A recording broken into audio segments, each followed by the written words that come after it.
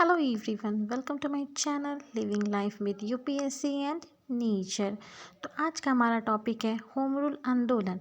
Home rule आंदोलन यानी कि आज ही पहले जानते हैं कि होम रूल होता क्या है। होम रूल, होम यानी कि घर, रूल यानी कि शासन, यानी कि घर का शासन, यानी कि भारत का अपना शासन, अंग्रेजों का शासन नहीं।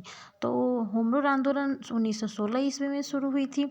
और एक मेंस के हिसाब से एक क्वेश्चन इंपॉर्टेंट आती है कि जब होम रूल आंदोलन शुरू हुई थी तो उसमें बिहार की क्या स्थिति थी। अगर बीपीएससी मेंस आप क्वालिफाई करते हो, वहाँ पे जाते हो, तो आपको ये क्वेश्चन एक आ सकता है होम रूल से। होम रूल से एक क्वेश्चन आता है तो आप इस क्वेश्चन को याद रखिएगा कि बिहार में उस समय होम रूल आंदोलन के वक्त बिहार की स्थिति क्या थी। तो होम रूल आंदोलन में स्वशासन की बात की गई थी कि इसमें भारत का अपना शासन होगा। ठीक है। इस आंदोलन के जो मुख्य दो नेता को ये कार्यभार सौंपा गया था। एक थे बाल गंगाधर तिलक और एक थी एनी बेसेंट। बिहार परिप्रेक्ष्य में एनी बेसेंट का नाम ज़्यादा आता है क्योंकि बिहार राज्य को इनके अंदर डाला गया था कि इन यहाँ पे होम रूल आंदोलन को प्रमोशन ये एनी बेसेंट की थी।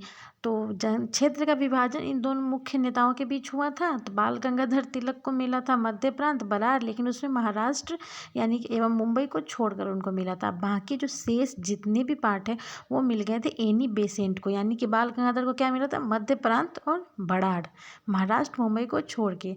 तो बाकी शेष पार्ट में ही बिहार आती है, तो एनी बेसेंट का रोल बिहार में भी था। तो एक क्वेश्चन ये आता है कि एनी बेसेंट बिहार राज्य में कितनी बार आई थी, तो वो 2 बार आई थी, वो हम आगे पढ़ेंगे। ठीक है। एनी बेसेंट से भी रिलेटेड क्वेश्चंस बिहार में आते हैं बीपीएससी में। तो स्वशासन के लिए मुख्य नेताओं में से एक है मजरूल हक। मजरूल हक नाम याद रखिएगा। मजरूल हक का जो बहुत अच्छा योगदान रहा है होम रूल लीग प्रस्ताव में, क्योंकि होम रूल लीग प्रस्ताव को इन्होंने लाया था मौलाना मजरूल हक। इनका पूरा नाम मौलाना मजरूल हक था और पटना में इन्होंने ही लाया था। होम रूल लीग प्रस्ताव को पटना में मौलाना मजरूल हक के द्वारा लाया गया था। तो होम रूल लीग प्रस्ताव के अध्यक्ष कौन थे, तो मजरूल हक थे। उपाध्यक्ष कौन थे, तो नवाब सरफराज खान थे। ठीक है। तो आइए अब आ कहते हैं कि एक जैसे कि पटना में तो मौलाना मजरूल हक ने लाया था, वैसे मुजफ्फरपुर में जनकधारी प्रसाद के नेतृत्व में होम रूल आंदोलन आगे बढ़ा था। जैसे मैंने पीछे बताया था कि आपको एनी बेसेंट से रिलेटेड क्वेश्चन आते हैं कि एनी बेसेंट बिहार राज्य में कितनी बार आई थी। क्वेश्चन आपसे कुछ ऐसे पूछा है कि एनी बेसेंट बिहार कितने बार थी। बिहार के वो पटना में आई थी और 2 बार आई थी। ये डेट याद रखिए, पहली बार 18 जुलाई को, दूसरी बार आई थी 25 जुलाई को। वो होम रूल आंदोलन को प्रमोट करने आई थी, इससे लोगों को जोड़ने आई थी। और एक क्वेश्चन ये भी है कि चूँकि होम रूल आंदोलन काफ़ी फेमस आंदोलन है, तो लोग ये सोचते हैं कि ये सफल ही रहा होगा, परंतु ये सफल नहीं था। होम रूल आंदोलन हमारे बिहार में सफल नहीं था, पूरे देश में सफल था एक तरीके से, लेकिन हमारे बिहार में ये बुरी तरीके से फेल हो गई थी। तो आइए हम देखते हैं कि होम रूल आंदोलन से इम्पोर्टेंट क्वेश्चन क्या क्या आ सकते हैं बीपीएससी में। तो बीपीएससी में सबसे पहले तो पूछेगा कि आपको डेट, यानी कि कब शुरू हुई थी, तो 1916 में शुरू हुई थी। इसके मुख्य 2 नेता कौन थे, तो बाल गंगाधर तिलक थे, एनी बेसेंट थी। बिहार राज्य किनको दिया गया, तो एनी बेसेंट को दिया था। एनी बेसेंट भारत के बिहार के पटना में कितनी बार आई थी, तो 2 बार आई थी। डेट्स भी याद रखिए कि कितनी डेट को आई थी वो। ठीक है। पटना के होम रूल लीग प्रस्ताव के अध्यक्ष कौन थे, तो मौलाना मजरूल हक थे। एक ये क्वेश्चन आ जाएगा। फिर दूसरा एक क्वेश्चन आ जाएगा कि मुजफ्फरपुर के मुख्य नेता कौन थे, तो जनकधारी प्रसाद के नेतृत्व में ये आंदोलन आया था। और तीसरा कि वो डेट 18 जुलाई और 25 जुलाई को एनी बेसेंट पटना आई थी। और क्या होम रूल आंदोलन सफल आंदोलन था बिहार के परिप्रेक्ष्य में, तो जी नहीं, ये एक असफल आंदोलन था। ठीक है। आइए हम जानते हैं चंपारण सत्याग्रह के बारे में। तो चंपारण का जो सत्याग्रह था इस आंदोलन की शुरुआत 1917 ईस्वी में हुई थी। किस कब हुई थी?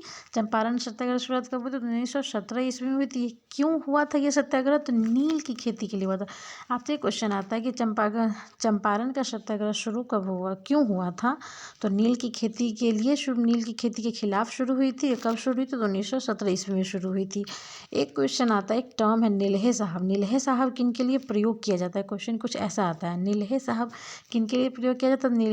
नीलहे साहब उनके लिए प्रयोग किया जाता है जो नील का व्यापार किया करते थे।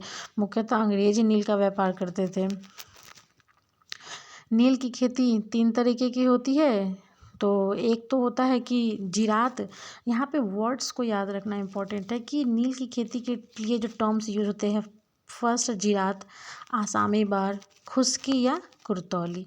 हमें ये चीज़ें पता होती हैं, लेकिन वर्ड्स चूँकि हमको नहीं पता होती तो हम वहाँ पे कंफ्यूज हो जाते हैं। इसलिए वर्ड्स पे ध्यान दीजिएगा। जो टर्म यूज़ हो रहा है, जिरात, आसमी बार, खुश्की, सबसे इम्पोर्टेंट यहाँ पे ये आसमी बार ही है। जो एक पद ये एक था कि आपको 1 बीघा में 3 कट्ठा कम से कम आपको नील की खेती करनी ही पड़ेगी। 3 कट्ठिया पद्धति इसी को कहते हैं। आठवीं बार के अंदर ही आता 3 कट्ठिया पद्धति कि 1 कट्ठा में आपको खेती करनी ही पड़ेगी।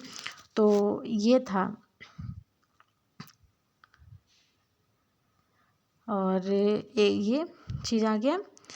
तो हम मुख्यतः इसी के बारे में जानेंगे। आसमी बार के बारे में एक आती है जिरात। जिरात में क्या होता है कि अंग्रेज खुद अपना हल बैल की सुविधा देते थे और अपना ही खेत देते, जिसको किसान को सिर्फ जोतना होता था। खुश्किया करतौली क्या था? इसमें अपने खेत को गिरवी रख देते थे।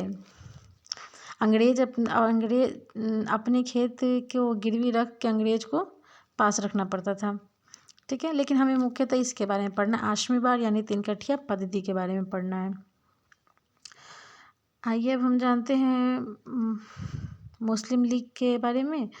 तो 1916 ईस्वी में लखनऊ पैक्ट आई थी। लखनऊ पैक्ट के इम्पैक्ट क्या थे? गरम दल वालों की वापसी हो गई थी और मुस्लिम लीग का जो है वो हाँ, गरम दल वालों की वापसी हो गई थी और मुस्लिम लीग कांग्रेस के साथ जुड़ गए थे।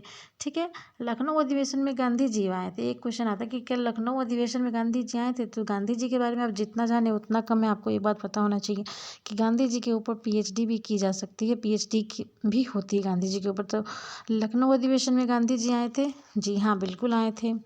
ये क्वेश्चन आता है। तो आप लखनऊ पैक्ट से रिलेटेड जो भी क्वेश्चंस आएंगे वो यहाँ पे हम क्लियर करेंगे। ठीक है, तो गांधी जी की यात्रा के बारे में अब हम जानते हैं। गांधी जी की यात्रा जो 1917 ईस्वी से 1942 ईस्वी के बीच की जो समय थी, उसको गांधी की आंधी के नाम से जाना जाता है। गांधी की आंधी के नाम से एक आपको क्वेश्चन है, गांधी की आंधी के नाम से किस समय को माना जाता है? 1917 से लेकर 1942 ईस्वी को गांधी की आंधी के नाम से जाना था। वही था राजकुमार, मतलब कि वही था कि गांधीयन युग भी वो कहलाया था। ठीक है, राजकुमार शुक्ल के साथ कुछ टेक्निकल प्रॉब्लम हो जा रही है बार बार, इसके लिए आई एम सो सॉरी।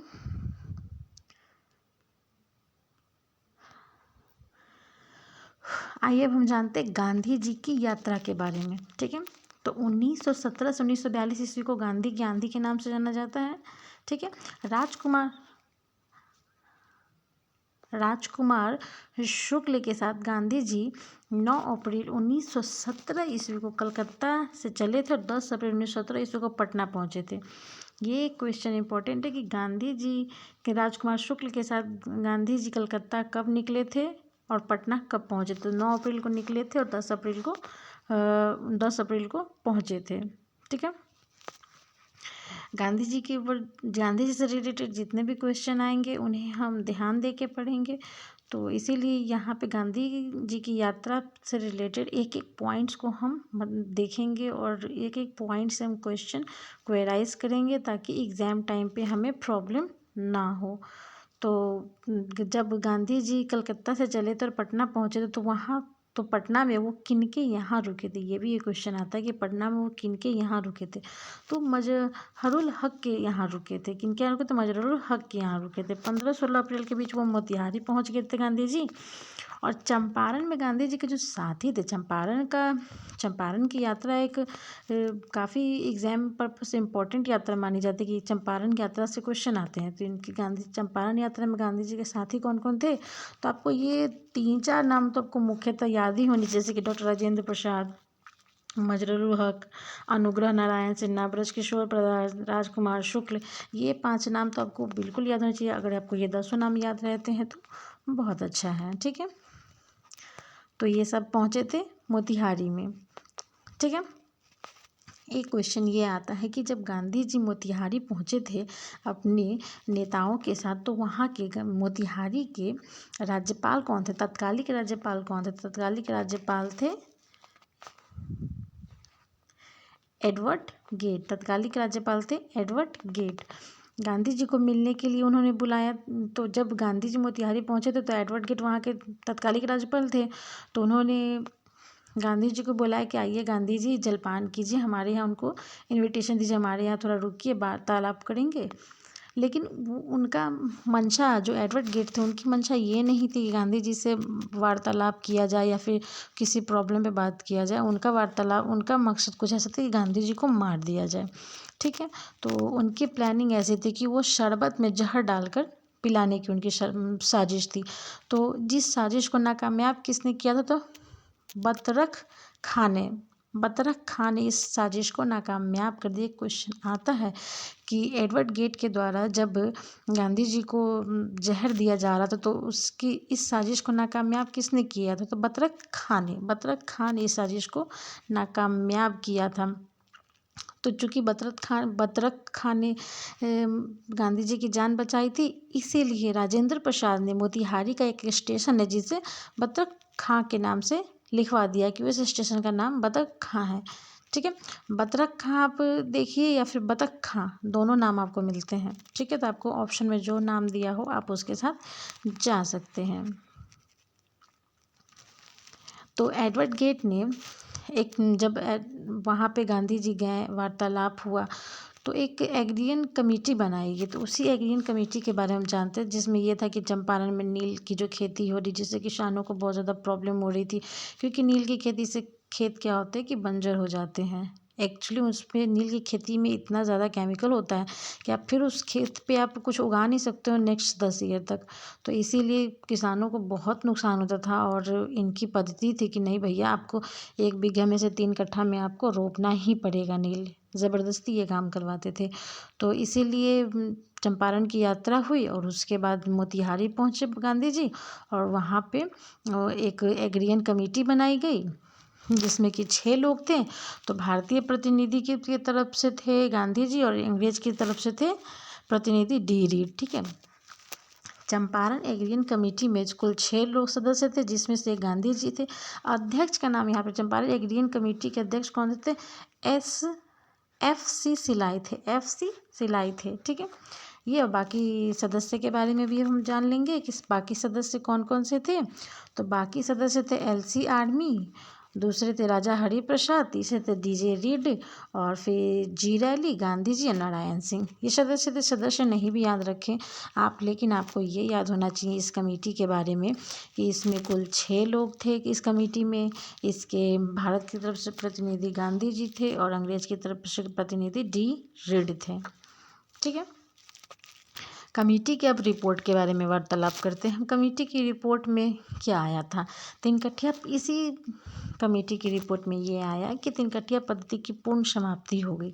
ठीक है, निष्कर्ष ये हुआ कि पूर्ण समाप्ति हो गई। अंग्रेजों को तिनकठिया प्रणाली को हटानी पड़ी थी। चंपारण सत्याग्रह के सिलसिले में गांधी जी रांची गए थे, जहाँ वो 21 दिन रहे। गांधी जी चंपारण के रांची गए, रांची में 21 दिन रहे। तो गांधी जी ने सोचा कि अब बैठे बैठे क्या करें, तो उन्होंने वहाँ पे बैठे बैठे 2 स्कूल भी खोल दिया। गांधी जी ने चंपारण की सत्याग्रह के सिलसिले में जब रांची गए तो उन्होंने रांची में 21 दिन का वास किया, और 21 दिनों के अंदर ही उन्होंने क्या किया कि 2 स्कूल खोल दिए। ठीक है,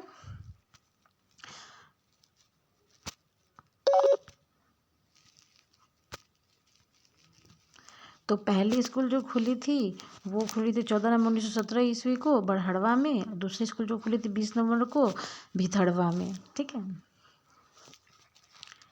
चंपारण सत्याग्रह, एक क्वेश्चन यहाँ पे वीवीआई कहूँ तो कम नहीं होगा, बहुत इम्पोर्टेंट है कि जैसे सब जानते हैं कि गांधी जी को उपाधि मिली हुई है महात्मा की, लेकिन महात्मा की उपाधि उन्हें दी किसने? महात्मा की उपाधि उनको दी गई थी रविन्द्रनाथ टैगोर के द्वारा। रविन्द्रनाथ टैगोर ने ही उन्हें सबसे पहले महात्मा कहा था। तो उपाधि में अगर ये क्वेश्चन आता है कि महात्मा की उपाधि गांधी जी को किसने दी, तो रविन्द्रनाथ टैगोर ने दी। और एक क्वेश्चन ये तो सब बच्चे बता देंगे, लेकिन किस सत्याग्रह के बाद महात्मा की उपाधि गांधी जी को मिली थी? तो वो था चंपारण सत्याग्रह। जब चंपारण सत्याग्रह सफल हो गया था और गांधी जी वापस आए थे, तो रविन्द्रनाथ टैगोर ने ही, क्योंकि उन्होंने बहुत शांत तरीके से, बहुत ही मौन रह के, कोई ऐसा झगड़ा झंझट होता है या फिर ऐसे जैसे युद्ध हुआ करते थे वैसे बिना युद्ध के शांति से उन्होंने क्या किया था कि जीत लिया था, अंग्रेजों से अपनी बात मनवा ली थी। तो इसीलिए उनको महात्मा की उपाधि दी थी रविन्द्रनाथ टैगोर ने। चूँकि रविन्द्रनाथ टैगोर एक लेखक थे तो उन्हें शब्दों के साथ खेलना आता ही था और उन्हें पता था कि कोई इंसान जब इतने मौन तरीके से रह के भी अपनी बात मनवा सकता है तो वो कोई एक महात्मा ही होंगे। तो ये एक क्वेश्चन इम्पोर्टेंट यहाँ पे आता है कि किस सत्याग्रह के बाद गांधी जी को महात्मा की उपाधि मिली? तो चंपारण सत्याग्रह के बाद। किसने दिया? तो रविन्द्रनाथ टैगोर ने दिया। रांची में गांधी जी ने कितने स्कूल खोले? तो 2 स्कूल खोले। कब कब खोले? तो 14 नवंबर 20 नवंबर को। कहाँ कहाँ खोले? तो बरहड़वा में, भितड़वा में। ठीक है। आज के लिए बस इतना ही। आगे हम पढ़ते हैं नेक्स्ट वीडियो में। Thank you so much. Video से जुड़े रहिए, लाइक कीजिए, कमेंट कीजिए, शेयर कीजिए, वीडियो पूरा देखा कीजिए और वीडियो जितना हो सके उससे ज़्यादा उतना शेयर कीजिए।